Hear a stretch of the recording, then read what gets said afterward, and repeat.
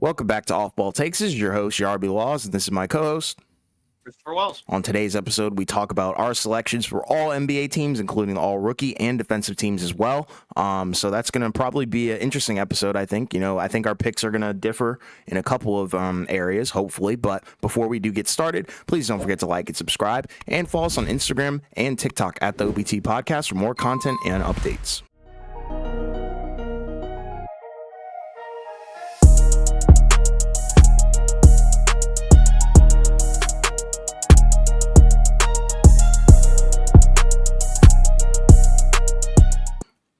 So, with most teams having, not much more than 4 or 5 games to go, we're pretty much, we'll probably get into the standings, Thursday, Friday or whatever, as that will probably be closer to the end of the regular season. But for now, we're doing all NBA. So we'll start with the first team. And I feel like the first team probably for most people, I think is going to be relatively similar. There may be one player that might change for some, but I feel like it's kind of been locked in for a while. So I think, with my players, unless you want to do one at a time or just all of them. We might as well do all of them, get them all out of the way. All right, so for my first team, I got Luka, Shea, Tatum, Giannis, Jokic. That's pretty much my first team, all NBA. Basically, if you look at the numbers for all these guys, they're essentially having, other than Jokic, I guess, career seasons, right? Obviously, if you look at Luka Doncic, he's averaging 34, 9, and 10. Stats have probably changed, right, since they had a crazy game today where they scored, where him and Kyrie scored 85 combined points. Obviously, Shea Gilgeous-Alexander, right? Obviously, he hasn't played recently because he's been hurt, right? But prior to his injury, again, still putting up over 30 a game, 5.5, 6 assists, over 50 from the field, 37 from 3, right? I think he's still leading the league in steals. Yep, over 2 a game, just under a block a game, right? And Giannis has also, I think, quietly, well, I don't know if quietly is the right word, kind of had his best season, I think, as a pro, right? He's averaging just under 31 a game, just under 12 rebounds, 6.5 assists, over 60 from the field, is shooting 28 from 3, which is not very good, but it's still 61 from the field, which is nuts. Yeah. And obviously he's playing great defense as well, right? Over a steal and a block a game, right? We call those stocks when you combine them. And then obviously, right, Jason Tatum, his has kind of gone under the radar, I think, numbers wise. He's averaging 27, 8, and 5, 47 from the field, 38 from 3. And then a steal and half a block a game, right? But obviously he's putting up really good numbers on the team with the best record in the NBA. So I think, that is more than deserving of, having at least one guy on first team.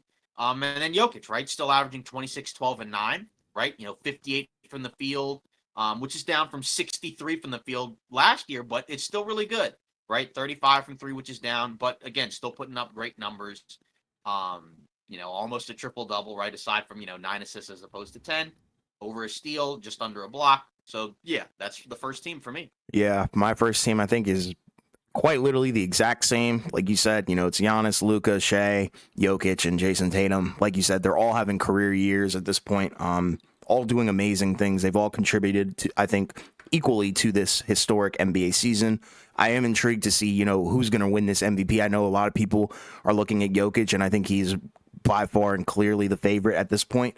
But, who knows what'll happen. But, I think all these guys up here could probably make a case for MVP, and arguably would win MVP if they were, on the best team in the NBA at that point. But regardless, you can't take anything away from these guys. I think, I'm just really hyped to see what they do in the playoffs. But yeah, I think this is what the roster is going to come down to for the first team.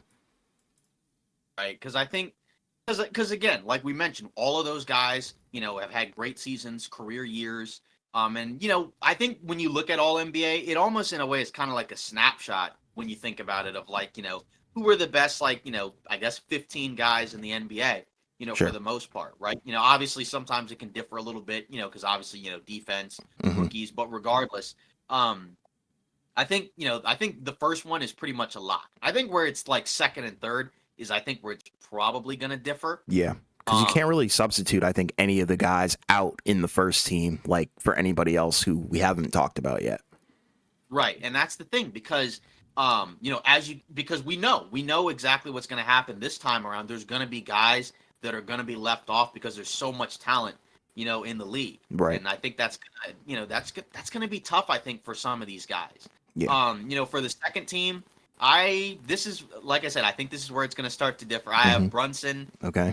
Edwards, I have Okay. Kawhi, Okay. Durant, and I have Anthony Davis as my Oh. second team. Okay. Um, and again, for Brunson, I think he's been really good this season. Yeah. Again, I mean, you're talking about the year he's had. Obviously, the Knicks have been kind of up and down lately, but he's been very consistent.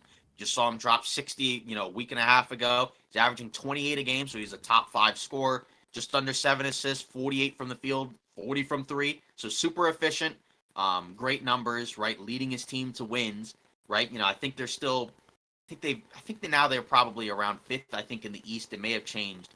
But regardless, and also he was first time All Star, so I think that one makes a lot of sense. Um, Anthony Edwards, I think this is another guy where he's had a great season, 26, 6 and 5. I think the thing that may probably flip some people's ideas of whether or not he's second or third is, recently in a lot of these games his efficiency's kind of dropped, right? Because Towns has been out, but they are winning games, right? He's still, shooting 46 from the field, 36 from 3. We know he can do it on both ends of the floor, right? And you kind of need him to be here on this list if you're Minnesota, because you need at least one of those type of guys, I think, if you want to have a chance at making a deep run when Towns comes back.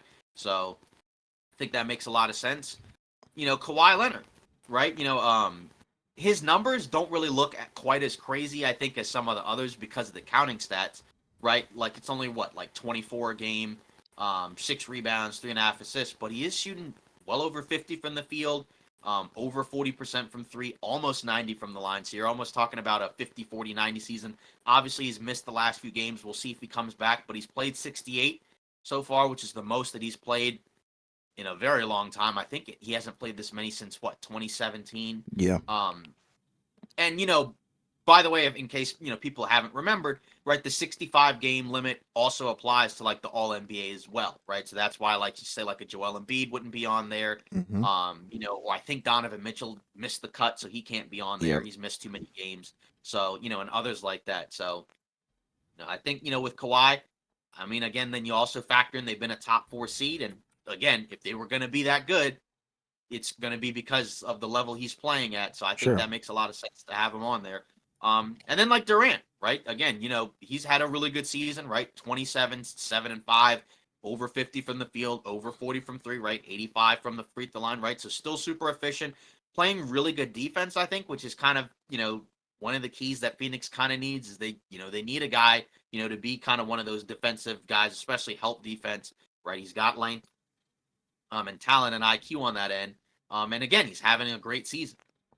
Phoenix, obviously, their numbers in the fourth have been kind of funky, but regardless, like he's still been consistently really good, on both ends of the floor. And then I think, with Anthony Davis, I think between him and LeBron, I think he's been the better of the two, which again, we talked about is kind of what would need to happen, especially in the regular season if they're, want to do really much of anything. And they've been playing a lot better as of late, and a big reason why is because of him in terms of what he's able to do on both ends of the floor, right? Averaging 25 and 13, 3.5 assists, 55 from the field, 82 from the line. Still can't really shoot threes, but he has shot threes better as of late. So that is my All NBA second team. And again, like I said, I think this is where it's gonna, probably differ. I think. Yeah, for sure, and that's kind of where we get into that. I have Jalen Brunson. Obviously, you went into that. He's having an amazing year. He's pretty much been carrying the Knicks single handedly, especially with all the guys in and out of the lineup. AD obviously has been amazing as well, and I think he's been very underrated on the defensive end as well, which is something that has kind of been I think overlooked, this season for the Lakers. But regardless, moving on, Anthony Edwards as well. Then I have LeBron. I put LeBron here in the second team just because of the stats. I think it's phenomenal what he's doing at his age. And I think, when you have 2 top 10 guys in LeBron and Anthony Davis, I think you can't really argue against that at this point, considering, the stats, obviously, the effort sometimes isn't there, but what can you really expect from him in his age at this point? And then I also have Kevin Durant coming in last for the second team pick. So, I think there's a case to be made for, I think, a lot of guys to probably be in here. Like, we haven't even mentioned some guys, which is crazy. And some, like you said, some people are going to get left off, and I don't know if people are going to be mad, agree, but let us know, so far, if you agree with our list or anything like that. But, I think you can really make a case for, anybody to be here. Yeah. I mean, that's the thing. Like you said, we're already at third team. There's still some guys that haven't been mentioned, and Yeah. this is where it gets kind of interesting. I Yeah. think and again, just also keep in mind that it's also positionless this time around, right? Like which Yes. it wasn't in years past. So that's why if you've noticed, with you say like the second team, right? It's like how come you only had how come you had like 3 guards or how come Right. you had like 3 forwards or something like that? That would be the reason why because you don't have to have it doesn't have to have positions locked in, Right. which again is I think also going to contribute to why some guys are going to be left off the list. Absolutely. Third team, I had a really hard time Me too. putting this one together, and I still don't necessarily feel great or super confident about it. Yeah. But this is what I have right now. Like, I'll start with Devin Booker Okay. on the All-NBA third team. He's averaging 27, 5 and Right. 7, 49 from the field, 37 from three. To be fair, he still needs to play, I think, one more game or so in order to get to 65. I think he's played 64, but I'm going to assume Yeah. that he's going to, crack that 65 He's game. active and healthy, so Right. Yeah, exactly. he should crack it. Yeah, so I'm going to assume that he's going to crack that. And I think he's had a really good offensive season. And again, the playmaking is something that he, kind of had to add to his game in a way. And again, he's had familiarity playing point guard before, but without having a traditional point guard really at all on the team, he kind of has to add some of that. Mm-hmm. And I think he's done, as solid of a job as you could do, given the circumstances. Um, Jaylen Brown, I'm actually going to have on the third team as well. I think he's had a really good season, especially from an efficiency standpoint, both ends of the floor, 23, 5.5, and 4. There's been a lot of talk about the fact that, like, in crunch time, he's kind of been their best crunch time guy go-to. And I think he's, again, when you look at the fact when you add talent, everybody's going to have to make sacrifices or, like, make adjustments to their game, in some way, shape, or form. There's still games where things can be kind of weird for him, but I think he's played so well for most of the season, especially lately before he's kind of been in and out of the lineup due to injury. So I think he has to be on there. I have put LeBron on my third team because I think, like you said, the numbers have still been really good and they've been impactful. Like, I mean, they're 12 games above 500. I know there's going to be people that are going to, kind of ask, like, why do you have, like, multiple Laker players, on the All NBA team if they're like, a 8 or 9 seed or whatever they are, but they've both been really good. You can't take that away from him. Yeah, I think they've both been top 15 NBA players, right? 25, 7, and 8, 41 from 3, which is basically a career high. Like, I guess when you kind of throw in the volume as well. 54 from the field, 75 from the line. So I think, that's pretty easy to make the team. Yeah. I'm going to put Zion on there, honestly, because I think, especially when you factor in his latter part of the season, right? I think that's kind of where you have to really give him some credit. Again, it's like Kawhi, where like the generic counting stats don't seem like they sound crazy 23, 6, and 5, but still 58 from the field. And again, he's been incredibly impactful, even defensively and on the boards, he's been a lot better than he was earlier in the season.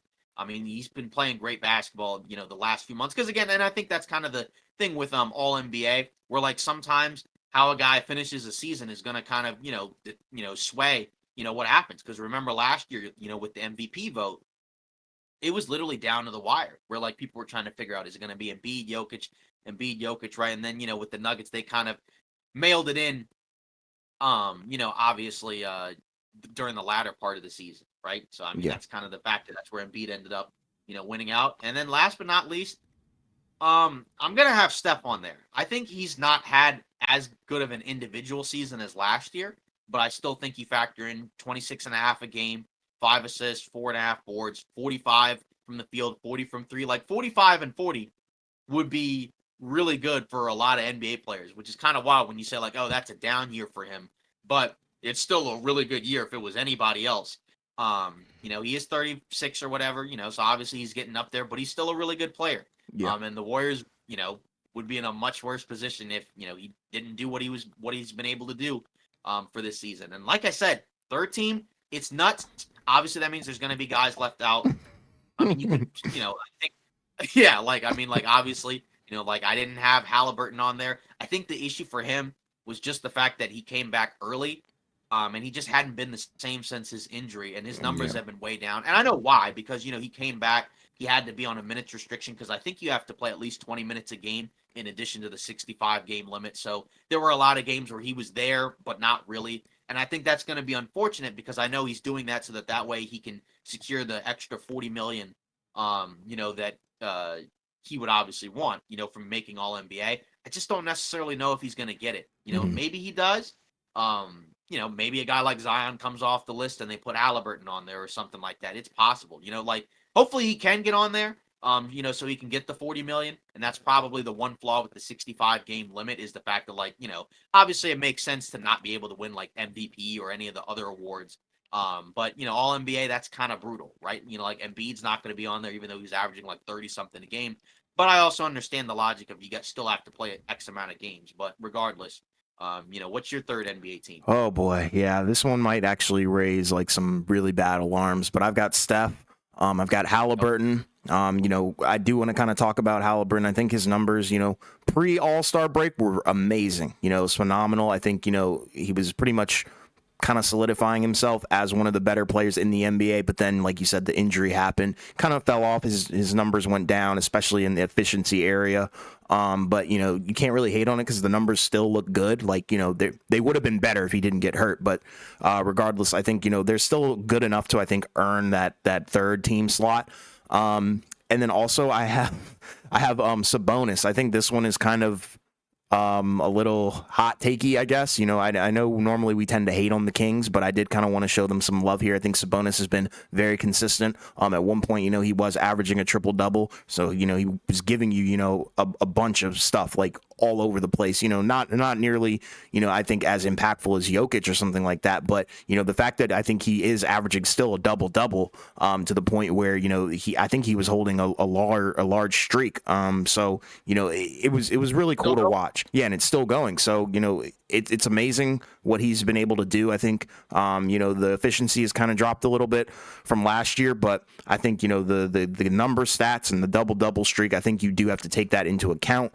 And then I also have Zion Williamson. Like you said, you do have to take into account his second half of the season, which has been amazing. I think he's kind of found his role, found his niche where, he's kind of ascending to that level that I think we all know that he can be, considering, where he was picked in the draft.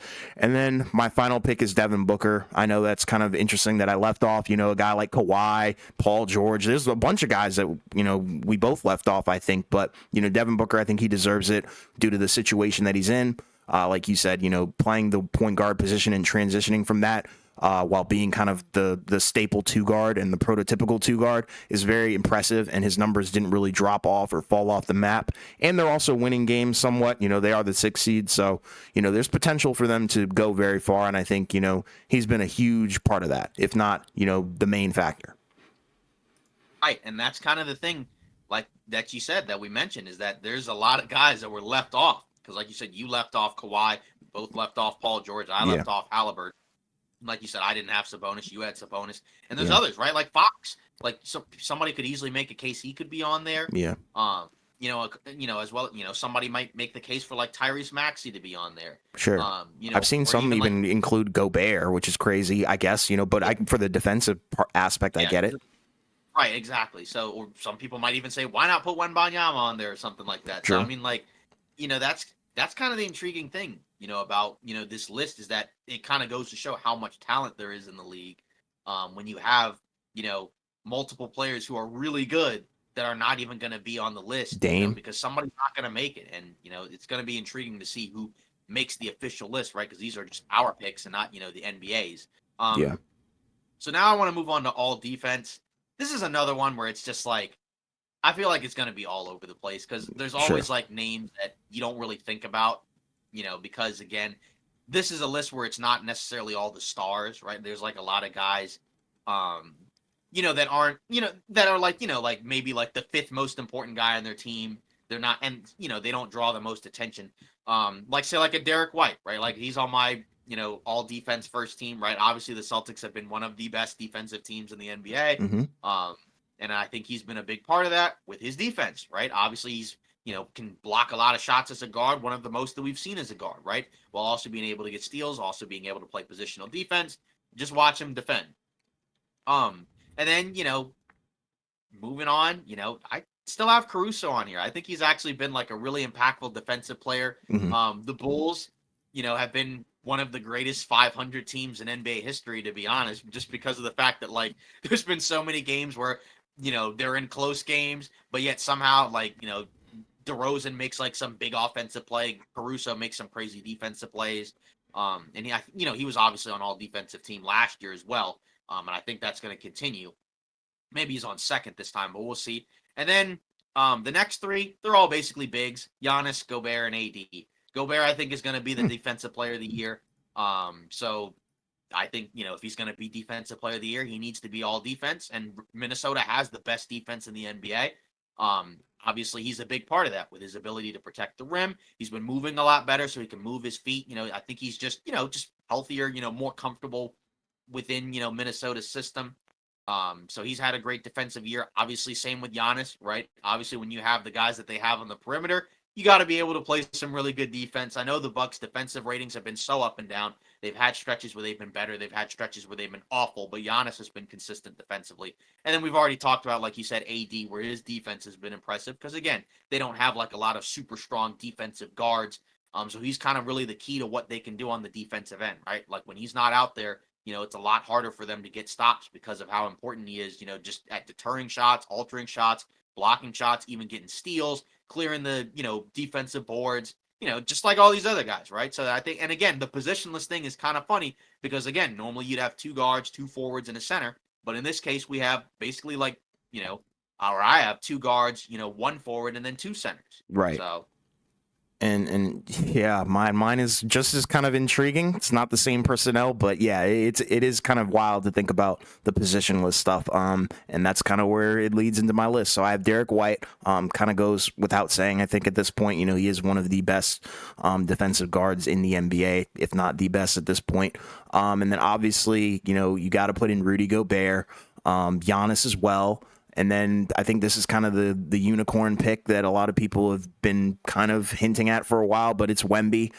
You can't take away what he's been doing on the defensive end of the floor. It's really insane to watch, and we kind of thought that's how it was going to go for his career early on. He's averaging 3.5 blocks per game, so that's kind of wild. Leading the league. So I think that kind of goes without saying. There's times where people intentionally avoid going up on this guy, and that happens with other players, but with him it's very blatant. Like, they don't really try and disguise it. He stops fast breaks by just kind of being in the area. So that's kind of wild in itself. But I think it would be very interesting to see him make the first team. But I know some people have kind of tagged him for second team, which I think is also fair as well. I think you could tag him for either one, and I wouldn't be mad at it. And then obviously Anthony Davis as well. I think you can't really take away from him. I know it's kind of wild that I only have one guard in there, but that's the positionless aspect of it, I guess. Right. But trust me, I show love to the guards in the second team. But yeah, that's my first team. And like, to be honest, like I could have done the same thing where it's like I could have swapped me and Caruso and had, Wemby on first team with you, and have like basically four bigs in one guard. It's crazy, man. But for my all defensive team, I have Wemby on there. Again, you already said it, about as well as I can say it, right? Leading the league in blocks. Again, like we said with AD, altering shots, deterring shots. Like you said, people are scared to go up on this guy. If you watch the games that he's been in lately, especially when you factor in like they have multiple, of their main guys that are just out. So he's, kind of playing with a much more limited roster than he was earlier in the season. I mean, he's been like a one-man wrecking crew on the defensive end where it's like, it doesn't matter who they're playing. They could be playing the Nuggets or they could be playing, the Suns or, some other random team. And, he's basically playing even with all these teams. And a lot of it's because of what he's obviously figured out a lot on the offensive end, but we already talked about defensively, the impact he's been able to make. Yeah, it's insane.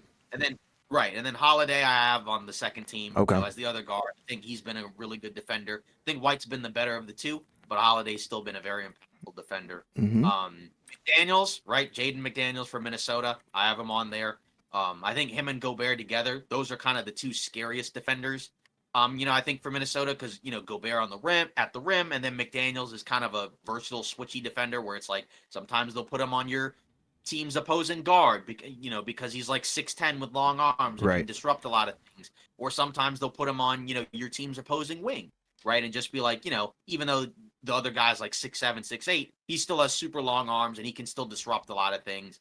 Um, I still have Draymond on there. I think he still had a really good defensive season. Obviously, I know, like Warriors, I know they're 10th in the Western Conference or whatever it is at this point. So, sometimes like you don't really factor a lot of that in. But again, like I don't necessarily think the record should deter, like being on a list. And I think he still had a really good defensive year. And the numbers don't lie, right? When he's off the floor, they're not very good defensively. And when he's on there, they're elite defensively. And then Herb Jones, I have there as well, right? For New Orleans, right? That's another guy that's kind of gone, like you said, he's been an under the radar guy. If you watch New Orleans, that's the guy that they typically put on a lot of the other teams, best offensive guys. Again, whether or not it's a guard or a wing. Very switchable, very smart, right? And he's figured out some offensive stuff too, right? So it's made him a lot more of a playable guy, right? Because, before, like last season, he wasn't shooting quite as well from three, right? He was, I think his first 2 seasons, right? He was like 34 or whatever percent from three. But this season he's shooting 42. So when you're talking about a guy that's 50-40 from the field and he's able to play great defense, right? Again, he plays a lot of different positions. So he's going to be on that list as well. So, and again, that's kind of the funny thing about all defense, because a lot of times we look at the star guys, but, not every star is, like an elite two-way player. Some of them are.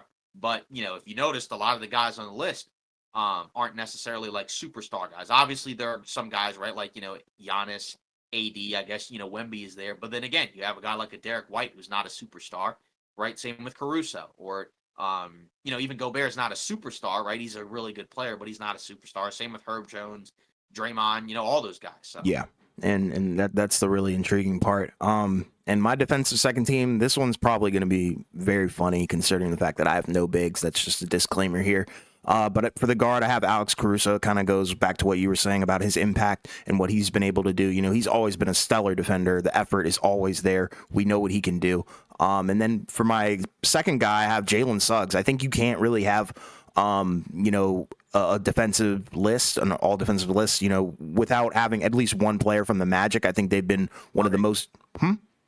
Sorry. Oh, no, you're all good. I'm not really, that's not aimed at you. It's just aimed at the audience in general. But, with Jalen Suggs, I think you can't really have, a list that is about defense, and you don't have one of the Orlando Magic guys, because I think they've been so disruptive, especially their backcourt. They just wreak havoc. It's not really about the stats for this guy, but he does a lot in regards to steals. And then speaking of steals as well, I have Shea. I know that might be a little bit of a hot take, but I think the aspect of his defensive game that I like, it may not be his ability to stick guys and stand in front of them and stuff like that, but I think it's his wingspan, and also the fact that his defensive game is kind of entirely centered around being a ball hawk, and I think you can't really take that away from him, and I don't think that should be something that we kind of gloss over and just not really speak about. So I'm going to put him there as well. And then Jaden McDaniels, I think that goes without saying. He's an amazing defender. You can kind of put him on pretty much anybody, and it's guaranteed, at least a couple of stops, if not even more than that. He's able to hinder superstars, which is kind of crazy. So he's like a all-around stopper, which you love. And then Herb Jones, obviously, that kind of goes without saying as well.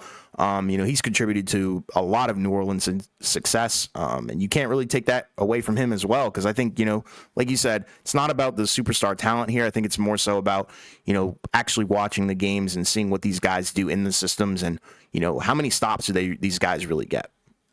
Yeah. And yeah, I think Suggs, I think honestly is like another guy where I'm gonna be really intrigued to see if he gets on there, because again, I feel like with a lot of them sometimes it's the name, and that's where like honestly, like you can kind of swap some of these guys where it's like I could probably swap Holiday with Suggs and it would be fine. Yeah. So I think that's kind of honestly a really good pick. But it's so saturated, though. It's the same thing with like the all NBA, first, second, and third team thing. Like you only have 2 teams here, but there's so many elite defenders in the league, and it all depends on what you classify as defense. That's why I love how it's so subjective. But when it comes down to it, the real list is going to show us who gets it. Right, and that's kind of the funny part, like you said, where it's only for defense and rookies, it's only 2, whereas with all NBA, it's 3. So then you have even less guys to work with. So even more guys, kind of get left off. Which is going to happen, with all rookies list, right? Obviously for the first team, I think there's 3 guys that I think are pretty much like that are going to be locks. Maybe the next two, it may be a little bit different, but I Okay. think the first three are locks. I'd say Wemby. Obviously, he's been, I think the rookie of the year. I think he's going to win it Mm-hmm. for sure. Again, we've talked about him numerous times on this podcast, right? It's just kind of wild how he's come into the league. He's 19, 20 years old, and he's basically already giving you 20 and 10, Yeah. leading the league in blocks. Obviously the three is still kind of low at 32, but again, the crazy part is this could be the worst that he is. Because he's Yeah. only going to get better. As he spends more time in the NBA, which is kind of crazy to think about when you factor in people are already putting him on these all NBA teams. Then after that, right, Chet Holmgren, right, obviously, kind of a funny one because, obviously he was drafted, the year before, but he didn't play at all. So he counts as a rookie. He's had a very good season, right? 17 and 8, 2.5 assists, 53 from the field, 37 from three, 80 from the free throw line, right? 2.4 blocks a game. So obviously he's no slouch on the defensive end either, right? Kind of really, OKC's main, lone big. I mean, obviously they have a couple of guys like, Jalen Williams, right? The other big, Mm-hmm. who's more undersized. But after that, right? I mean, again, they don't have much else. So, he's kind of holding that interior defense together. And then Brandon Miller, I think, is the other one, right? Where it's basically a lock, right? Where, obviously, again, this was a guy that was kind of a controversial pick, amongst a lot of players, right? Or amongst a lot of NBA people, right? Because there was a lot of talk about, him versus Scoot. He's clearly been, the better rookie, at least as of now. 17 a game, 4 rebounds, 2.5 assists, 44 from the field, 37 from three. He had a game the other day, which is kind of the funny thing about like as you get closer to the end of the NBA season, where you just have like all of a sudden these guys putting up these crazy numbers and nobody even talks about it. Yeah. He had a game where he was like 10 for 10 in the first half, Yeah. which is nuts. He was popping off. Yeah, Malachi Flynn had 50 points in the game. Yep. Just kind of wild stuff, but yeah, he's been great. And I think after that, right, the next two spots I feel like are probably going to be the ones where, like I said, I think there's going to be a little bit of difference for some people, maybe not for all, but definitely for some. And I think Kason Wallace for Oklahoma City, I think he's the other guy that's going to be on there. The stats aren't really as crazy as some of the others, right? He's averaging 7 a game, 2 rebounds, 1 assist, 49 from the field, 42 from three. It was actually higher earlier in the year, but 41 from three is still nuts. As a rookie, right, doing a lot. Obviously there were a lot of games when Giddey earlier in the season wasn't playing very well, and he was closing in a lot of those games. So, I mean, the fact that he's been an impactful rotational guy on a 50-win team, I mean, that's really impressive. I mean, obviously for rookies, doesn't really matter the team success because, on average, most rookies are not going to be on very good teams, because usually the best ones are the guys, it's a mix of the higher picks and some of the lower picks. And then after that, I have Jaquez. He's trailed off, obviously, recently, but he still had, a long stretch where he was still good. 12 a game, 3.8 rebounds, 2.5 assists, 49 from the field. And really, it's the three-point shot that's kind of fallen off because for a while, I think he was around 40. He's down to 31 from three. But again, he's helped them win a lot of games this season. I mean, and again, I know Miami's record isn't great. It'd be a lot worse if he wasn't on the team. So that's my first team. Yeah, mine's pretty similar. I have Chet, obviously. I think that kind of goes without saying. I think, if Wemby wasn't in this draft, we'd be talking about Chet like, he's got next, and he still does have next. That's how good he is. I think, he's a lot of potential. Obviously, you got Wemby as well. Brandon Miller, Kason Wallace. And I think, the thing about Kason Wallace and Chet Holmgren, I think they kind of both have to be there just due to the fact that they've provided such a great impact while being rookies, on the young OKC team. They've been so phenomenal. It's just a great unit that they've put together. Brandon Miller, obviously, and then, for my last guy, I'm going to put in Derek Lively. I know it's kind of weird maybe to have, 3 centers, but, I think, with him, he kind of has not, I'm not going to say, entirely changed, the trajectory of the Dallas Mavericks, but he's for sure helped them, go in a more positive direction where you feel amazing about, what they've been able to do and how they actually have an established center room. It's just a matter of, his health recently, but he's done a lot. He's opened up the floor, I think, to be a lob threat. He's done a lot on the defensive end as well.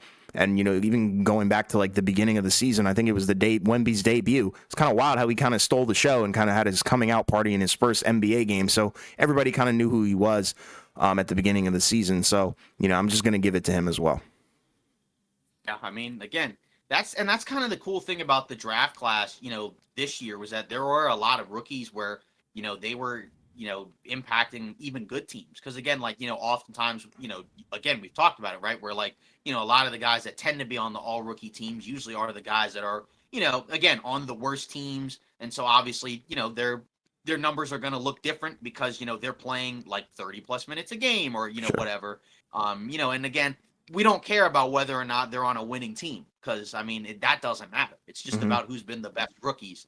Um, like the rookie of the year, like if you're a rookie on the number one seed, that shouldn't matter whether or not like you're going to be on Sure. the rookie of the year or whatever. But second rookie team, I think this is another one where I feel like there's going to be some differences for some people. Absolutely. Um, so, one guy I have on there, right, is Brandon Pajemski. I mean, I think he's been a very good rookie for Golden State. Absolutely. I mean, he's helped them out a lot. He kind of does a lot of things that, they need players on that team to do. And again, if you recall, that was a guy where, when we did our mock drafts, we basically had him going to Golden State because we Hmm. thought, he was like kind of one of the perfect fits for that type of team. Yeah. Because again, talk about 9 points a game, 4 assists, but 6 rebounds a game, 45 from the field, 38 from three. He had a stretch where he wasn't playing as well, so I think that has kind of impacted some of his efficiency stuff. The free throw shooting is horrible, but either way, there's still a lot I think to like, Yeah. about his game in terms of like what he's done. I don't necessarily know like if he's gonna be like a significantly better player over time. Like he could be one of those guys where he's already really good and like he'll get somewhat better, but he may not be like an all star. Who knows? But I think Golden State is obviously very happy with that pick. Derek Lively, right? The second I have him on my team, pretty much for the same reasons as you do. I just have him on second team. Hmm. I mean, again, like you said, you talked about the fact that he's a guy that's been able to be a lob threat, protect the rim, run the floor. He's been, again, a starting caliber center for that team. Obviously, he doesn't start anymore, right? But either way, he still plays a lot of minutes when he's on the floor. He's impactful. And I think it's kind of cool now, like to see him also playing against these second units, where like a lot of the second units are smaller, and he can still match up with them athletically because you don't necessarily need a big physical presence. During those stretches of the game, it's just it's different. But either way, I like him a lot, and again, we liked him in the draft because we had him going relatively high. I think higher than some people thought. For sure. Uh, because again, just of the fact of what he can do, on both ends of the floor. Yeah. Um, Bilal Koulibaly, I think he's missed too many games. So, and his season ended obviously, so he can't be on the list. Yeah. If I'm not mistaken. So Yeah. I'm, swapping him with Scoot. I know the numbers look bad in terms of the efficiency. They are bad. Okay. But again, I think like you still got to factor in 14 a game, 5 assists, 3 rebounds. I don't think I wouldn't feel good like leaving him completely off the list because again, Hmm. I'm not going to say he's been great, but again, I don't care as much about the efficiency in year one, mainly because again, when you're a rookie, you're starting from scratch, so you kind of have to go, somewhere. I mean, like Jalen Green wasn't a very efficient player when he first came in. And you look at his numbers as a rookie, right? I mean, he was like what, like a little over 40 from the field, 34 from three. So I don't care too much about the efficiency there. Next up, after that, I have Keontae George. Again, kind of like Scoot Henderson. Efficiency sucks, but I don't really care about the efficiency, to be honest. I think he's been an impactful player for Utah. Obviously, the record isn't great. They've been kind of basically soft tanking for a while, which is what they should be doing, so that way they don't lose their pick.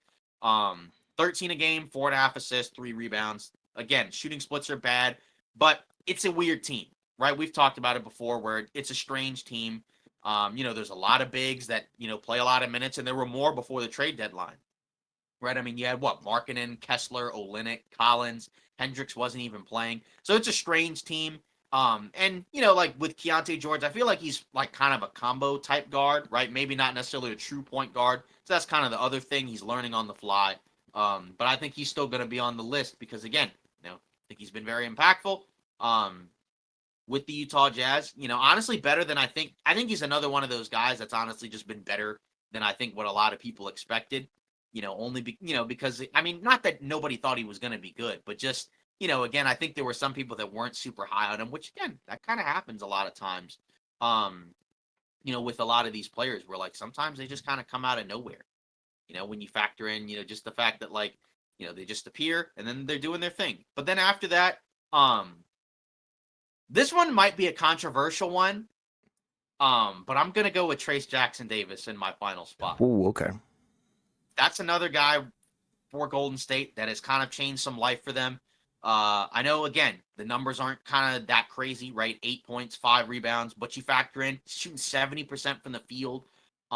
He's averaging over a block a game in 16 minutes a game, right? His role has changed a lot over the season. Now he's starting, but again, it's just kind of wild. Just again, it's kind of what the doctor ordered. When you look at, what he can kind of do, also as a lob threat, Golden State didn't have that type of player last year, right? They didn't have a guy that you could kind of just throw the ball up at the rim and just kind of just catch a lob, for an easy 2 points. I know that sounds like kind of a random thing, but that's an asset to have on a team. And again, it's funny because he's a much older rookie. He's 24, which is nuts. Yeah. That's like the Duarte pick, for what was it, Indiana? He was like 24, 25 as a rookie. But either way, I'm gonna have him on there because I think when he's out there, he's impactful. The numbers are good. And he's starting. So I mean, that's kind of the cool part. And again, there's a couple other guys. Like I think the issue with Amen Thompson is I don't think it's another guy where I don't think he's played enough games. I think he's played in like 57, 58 games. And so he's not going to be able to get to the 65 game limit. If he did, then he would probably be on there. And Asor Thompson would be on there too, but again, Asor Thompson just missed it, right? He played 63 before his season was done with the blood clots, and that's kind of the annoying thing about it, because again, those guys would be on my list. But yeah, again, that's my second team. Yeah, there's so many honorable mentions, due to the fact that they didn't really, get to be able to get to that 65 game threshold. So, that's the really tough part. I got Podziemski as well. I think, he fits in, like you said, culture-wise, definitely system-wise and fit-wise. I think he's been really, really good. Obviously, I have Jaquez there as well. The main reason I have him on second team is just because of the drop in efficiency. I kind of feel like Derek Lively has impacted his team a little bit more than Jaquez, but nonetheless, Jaquez is amazing, especially in the first half of the season where, he looked amazing. He was basically didn't even really look like a rookie at that point. He looked kind of like a seasoned veteran, which is kind of what the Miami Heat tend to do. And then obviously I have Keontae George as well. I think his playmaking has been pretty good. I think the efficiency is kind of the one thing where it's tough, but he was kind of considered a project pick to begin with. And I think, the fact that he looks so good already is very promising. And I think, they may have locked up, a potential point guard or combo guard for the future, and I think he could be a good solid piece for them. And then there's other guys, like even a guy like G.G. Jackson, where you can't even really put him on there because he hasn't played enough games, unfortunately. I'm not even sure if Anthony Black qualifies either. There's so many guys that you really can't put on here. Even a guy like Cam Whitmore. I'm just kind of shouting out guys because where was I? I think I was at 3 players. Let me see here. I guess I'll have to put in Scoot. I guess I'll put in Scoot. I mean, and it's not the fact. I just feel like if all these guys were healthy, he kind of wouldn't be in this conversation because I think they provide a little bit more on the court than what he does. Nonetheless, though, I think has the most potential. I think out of this, what's up? He's playing 58 games. Scoot. Yeah. Jesus, dude. Why? Who's going to make this list? And I'm not cutting that out. Who's going to make this list? I'm confused. Let's look at rookies real quick. So, Jordan Hawkins, does he qualify as well? I don't think. He's had a lot of games where he just doesn't play. I know. That's why I'm like, okay, so, in all reality, does the rookie team actually have the stipulation of the 65 games? Swear it did. Maybe I'm wrong. I thought it did as well, but I don't know. It's the weirdest thing. And I've looked online and I've seen some of these guys' names in there, but I mean, I don't know if they're actually going to win it or qualify. Because I was even saying, a guy like Cam Whitmore, Amen Thompson, it's strange. This is a weird deal. You might be right. It may not necessarily matter, but even so, I feel like it doesn't. Some of them don't really change a ton from what we were already kind of talking about. For sure. In my opinion, just because, like you said, there's a lot of really good rookies. So no matter what, you can't really go wrong. With a lot of them. It's amazing class. Right. Yeah. On NBA.com, he's played in 58 games so far. and their record is 21-57. So that's what, 78 games. Yeah, So they only have 4 games left. So he won't make the 65 game cut. that's crazy, man. Right. Yeah. And again, that's kind of the, interesting thing, for a lot of these all NBA teams that, again, you got to get there. So we'll see. But either way, I think that's pretty much our list. Yeah, for sure. Obviously we could talk about the standings. We're not going to this time just because, again, it's still crazy. It's still up in the air. There are 5 games left. I think by the time, that we record, our next episode, I think there will be like, a lot more clarity probably, on what the standings are going to be. Because by that point, there's going to be like 2-3 games left, by the time we get to Thursday. But I think what we do at the very least, what we want to do is have like, a little mini, I guess, conversation. So obviously you're watching this on Monday, but on Sunday, right, you had the national championship game for women's college basketball, right? Obviously, shout out the South Carolina Gamecocks, right? They won. 38-0, right? Actually. They went undefeated on this entire season throughout the postseason. Right. They went undefeated for the entire season. Dawn Staley, right, got her 3rd championship as a coach, which puts her, in elite company amongst the coaches. Obviously, there's others with more, right? I think Gino Auriemma for UConn has like 11. Yeah, he might not ever win another one though, but we'll see. Right, but regardless, I think obviously, another story, is kind of like, obviously, women's basketball has grown, right? This was Caitlin Clark's last game, right? She's going to go into the WNBA. And I think it's kind of an interesting conversation where I kind of wonder, so she's going to be the number 1 pick, I think. Obviously, if you look at a lot of the mock drafts, and everybody knows, right, she's going to be the number 1 pick. She's going to play for the Indiana Fever probably, which is not super far from where she's from, Iowa. But I kind of wonder, right, in terms of like, what have you seen, from, the women's game, right, that kind of, I think, adds on to the growing interest. Because, I remember I saw the other day where they mentioned, the Iowa UConn game had 14 million viewers on ESPN, which was the most watched basketball game ever. So that's beyond like men's, that's beyond NBA, WNBA. I think part of it is just like, obviously there's more people watching. I think, I think there's more women that are also watching as well, right? Because obviously, you see, what they're able to do, and obviously it's kind of a cool thing to watch. Everybody's interested as well, right? Just because I think also, a lot of these players are doing things that people hadn't necessarily seen before. Doesn't mean that the players in the past weren't good at all, because they were, right? And obviously, I think a lot of the players, kind of mentioned, right? Like how a lot of them kind of set the stage for them to kind of be able to do what they're able to do now, which is great. But like, you look at some of these players, right, and the things that they're able to do, right? Like Caitlin Clark, I think she's trained with Steph, in the past, and then, it kind of shows, I guess, in her game, with the ability to shoot and pull up from deep, right? Obviously, I think Juju Watkins, right? I think she's done stuff with like Kyrie and Devin Booker. Yeah. You can kind of see that in terms of the bag, as everybody says. But just in general, like, what have you seen? I think that kind of, that kind of makes you kind of intrigued in terms of how it's going to grow because, obviously with college basketball, right? Like Clark is going out, right? So obviously, that kind of changes, who the quote unquote face of, the college basketball is going to be. Because obviously, right now that's kind of been capturing a lot of people's attention, even more so than the WNBA. But, it seems like it's in good hands. But what have you seen? Yeah, I mean, I've seen a lot. And I feel like this is a good question to ask, especially a guy like me, like where I'm not really versed in the WNBA all that much. I think I'm better versed talking about, the women's college basketball scene because I think that's where all the eyes are at this point. But I really think with Caitlin Clark, it's like the Steph Curry effect, like you were saying. We don't really see people pulling up from 40, especially like in women's basketball, and they're draining it kind of nonchalantly. But she's doing things that we've never really seen. And even like I can remember, like I think it was Kelsey Plum, right? I think she was the one who held the record for the scoring averages or whatever before Caitlin Clark. So we've kind of seen it's kind of been inching that way.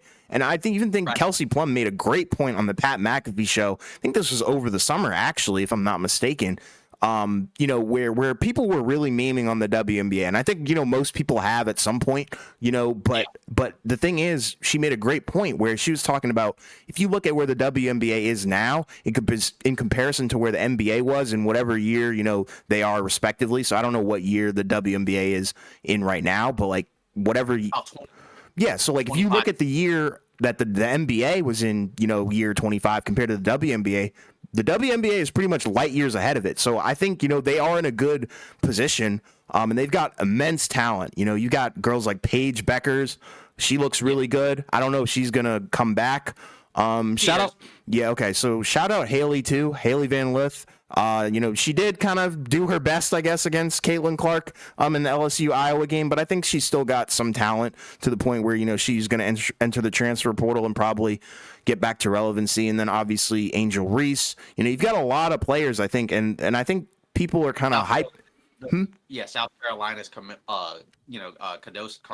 Yeah, she's really good too. And I'm trying to think. There's one more. Oh yeah, Juju Watkins. I mean, she's a freshman, so that's kind of wild what she's been doing. She might actually break the Caitlin Clark records. Since she's kind of already on pace to do that.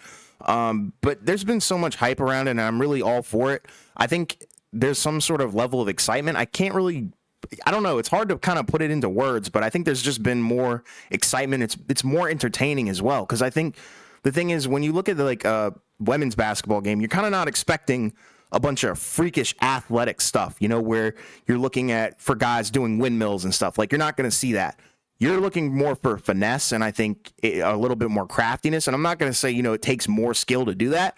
But I think it is more entertaining to watch, I guess, when you see people pulling off stuff that's kind of wild. Like I was looking at spin shots in the Iowa game. Yeah, I was like, whoa, Iowa UConn, I think it was. Yeah, Iowa UConn. I was like, okay, like people really are invested in this because I think a lot of people thought that, a lot of WNBA players and women's college basketball players, they don't have a bag. But I think, they've kind of reshaped the narrative and like, you can definitely see, like, and I've seen the memes.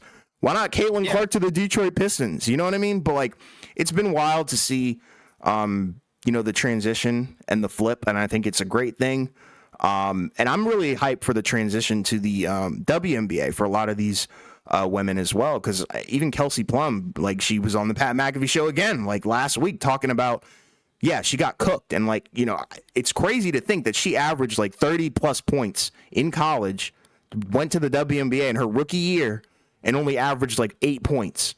So I think that kind of tells you that there are levels to it, just like the NBA versus college. So, the WNBA, it's no joke. So I'm very curious to see, how Caitlin Clark and these other women are going to, show out in the WNBA. And I hope that they do well because they've really changed the game for the better, I think. They're bringing in so much viewership. It's amazing. Yeah.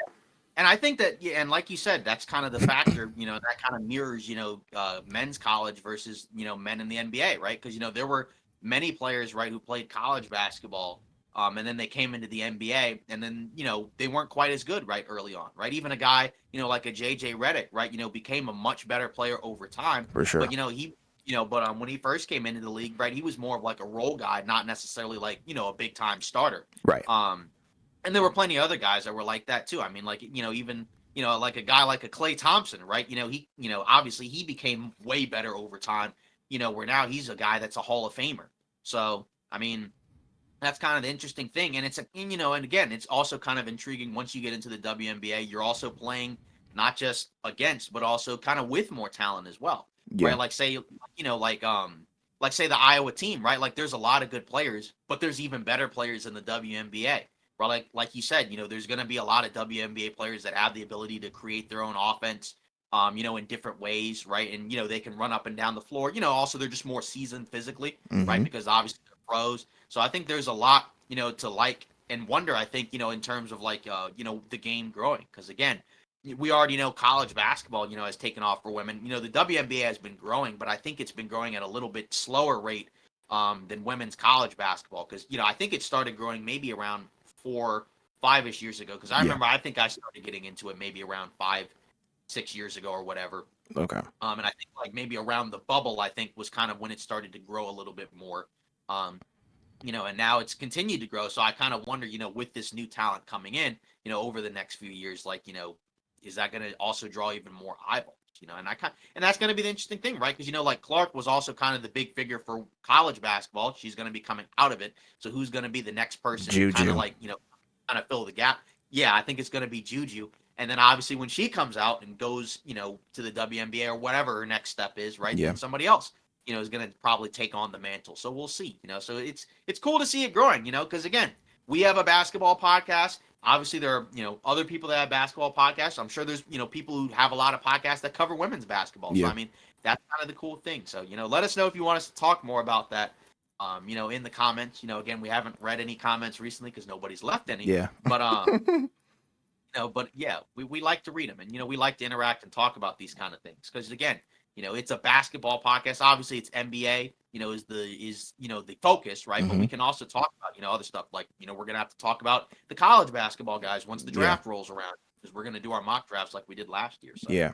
And it's like, I feel like the NBA also has done a great job, with its sister, with the WNBA, pushing, kind of like forcing it on us. And I love it. Like, there's some things, you don't necessarily like about, I guess, marketing and advertising, but I think the NBA has done it in the right way, going back to maybe even like the Sabrina versus Steph thing, where they're putting, these women kind of into the fire, but also showing them like, and showing us, that they can do it too. And I think that's kind of like where I think everybody's starting to respect the game a lot more because they're showing a lot of talent. And I think it all goes back to kind of that Steph Curry effect, especially in the game sense and, the gameplay and things like that, where you're looking at Caitlin Clark and you're like, okay, is this the female Steph Curry? Because she's doing things that we've never seen a woman do. Like, and I think it's really cool to see the parallels, to see, how their careers are all going to shape out in the WNBA. And I think, the NBA just kind of needs to keep putting money behind it and keep advertising and keep pushing it. And also NIL needs to continue as well. Right. And the players themselves have also, promoted it. Like, we've seen a lot of NBA players go to the games. We've seen them talk about women's basketball. We've seen them, train with, women's basketball players, and, give them, more focus. So, I mean, that's kind of the cool thing, too, where it's like everybody's involved and everybody's invested and committed. Yeah. And I think when you invest more into that, that's the best way to get it to grow. Yeah. As opposed to kind of just kind of sitting on the sideline and just watching it. Right. So that's kind of a cool thing. And I think, it'll be kind of intriguing to really see where all of this goes. Yes. Yeah, so that's pretty much it for today's episode of Off Ball Takes. Again, let us know in the comments, your thoughts on whether or not you agree with our takes on the all NBA, all defense, all rookie teams. Let us know your thoughts, on what you think about the growth of women's basketball, and the impact that these players have had on growing the game. Or maybe you have different thoughts. So, let us know. Don't forget to like, comment, and subscribe. Join our Discord if you can as well. We appreciate all the support, and we'll see you Friday.